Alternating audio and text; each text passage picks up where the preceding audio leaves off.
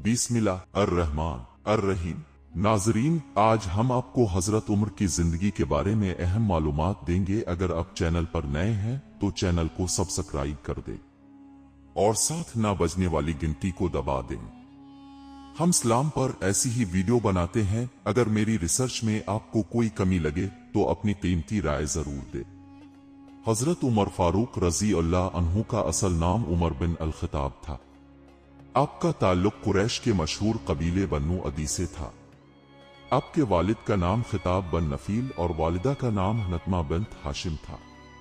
आपका नसब 8वीं पुश्त में रसूल अल्लाह से जा मिलता है। विलादत और इब्तिदाई जिंदगी। हजरत उमर 584 ईस्वी में मक्का में पैदा हुए।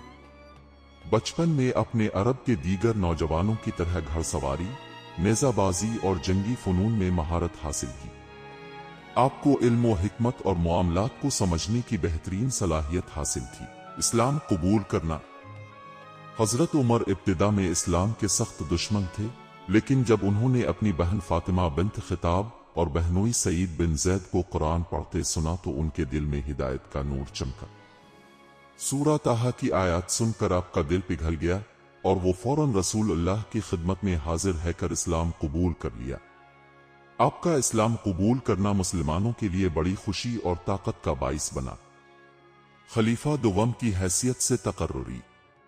632 ईस्वी में हजरत अबू बकर सुद खलीफा बने और जब उनकी वफात का वक्त करीब आया तो उन्होंने हजरत उमर को खलीफा मुकर्रर कर दिया। इस तरह 634 ईस्वी में हजरत उमर फारूक दूसरे खलीफा बने। हजरत उमर के दोनों खिलाफत की फतूहात, जिसमें इस्लामी सल्तनत में बेशुमार फतूहात हुई, जैसे ईरान की फतह, जंग कादसिया और जंग नहावंद के नतीजे में सासानी सल्तनत का खात्मा हुआ। शाम और फलस्तीन की फतह, जंग यरमूक के बाद दमिश्क, बैत अल मक़दस और दीगर इलाके फतह हुए। मिस्र की फतह, हजरत उमर बिन अलास की क़ियादत में मिस्र फतह हुआ। इराक की फतह, कूफा और बसरा जैसे शहर इस्लामी रियासत का हिस्सा बने। इंतजामी इस्लाहात और फलाही इक़दामात।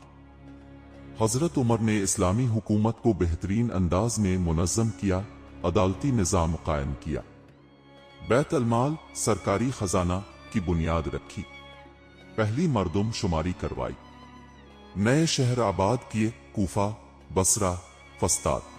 हजरत उमर फारूक के सुनहरी फैसले। हजरत उमर फारूक का शुमार उन जलील अल क़द्र सहाबा में होता है जिन्होंने अदलो इंसाफ की आला मिसालें कायम की। उनके दौर खिलाफत में किए गए फैसले आज भी दुनिया भर में हुक्मरानों के लिए बेमिसाल है। एक मर्तबा हजरत उमर मस्जिद नबवी में बैठे थे कि एक गुलाम रोता हुआ आया। उसने शिकायत की कि इसका मालिक इस पर बहुत जुल्म करता है और इसे बिलावजा मारता है। हजरत उमर फौरन खड़े हुए, इस गुलाम को साथ लिया और उसके मालिक के घर पहुंचे। दरवाजा खटखटाया। जब मालिक बाहर आया तो हजरत उमर ने गजबनाक लहजे में फरमाया, क्या तुम्हें यह पसंद है कि क़यामत के दिन अल्लाह तुम पर वैसे ही जुल्म करे जैसे तुम अपने गुलाम पर करते हो? मालिक कांप उठा और मुआफी मांगने लगा। हजरत उमर ने इस गुलाम को आजाद करने का हुक्म दिया और साथ ही फरमाया, याद रखो, गुलाम भी तुम्हारे भाई हैं। जो खुद खाओ वही उन्हें खिलाओ और जो खुद पहनो वही उन्हें पहनाओ। एक बद्दू का मुकदमा। एक दिन एक बद्दू हजरत उमर के दरबार में हाजिर हुआ और शिकायत की कि एक अमीर शख्स ने इसकी जमीन पर कब्जा कर लिया है। हजरत उमर ने फौरन इस अमीर शख्स को बुलाया और पूछा, क्या तुमने इस बद्दू की जमीन हथियाई है?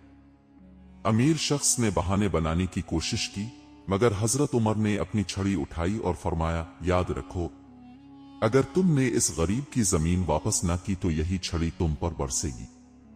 अमीर शख्स खौफजदा हो गया और फौरन जमीन वापस कर दी। हजरत उमर ने बद्दू से कहा, यह खिलाफत का मनसब अल्लाह की अमानत है और मैं इस अमानत में खियानत नहीं कर सकता। इंसाफ का एक अनोखा वाकया। हजरत उमर के दौर में एक मर्तबा एक औरत अपने बच्चे को लेकर आई और रोते हुए बोली, अमीर अल मोमिनीन, मेरे शौहर को कैद कर दिया गया है और मेरे बच्चे फाकों पर मजबूर हैं।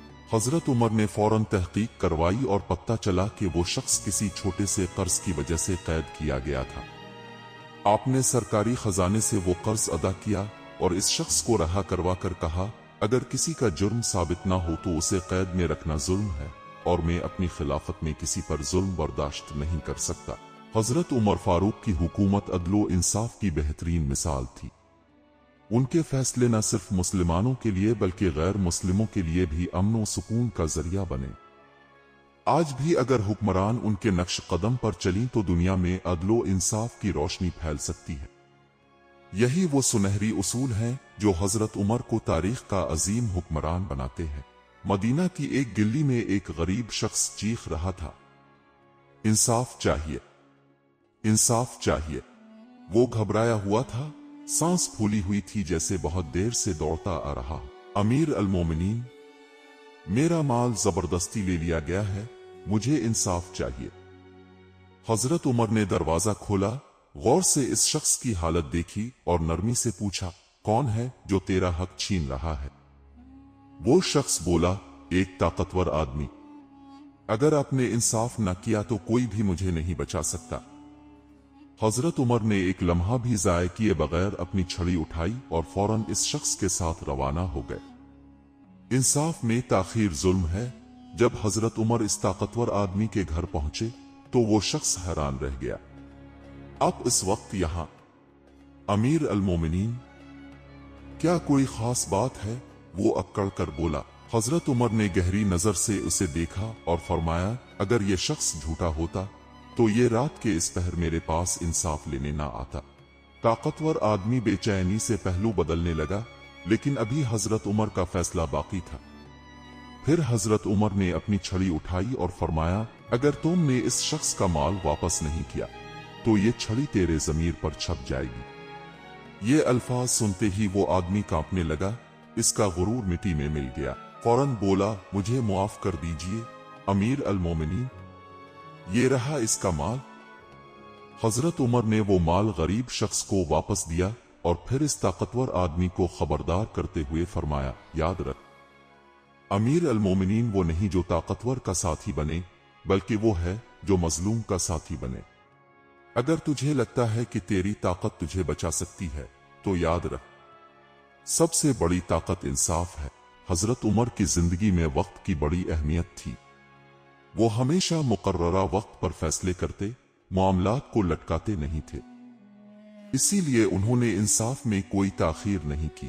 यही वजह थी कि उनके दौर में लोग जानते थे कि अगर कोई जुल्म करेगा तो उसे फौरी सजा मिलेगी। अगर आप हजरत उमर के दौर में होते तो क्या अब भी ये फैसला कबूल करते? अपनी राय कमेंट्स में जरूर दें।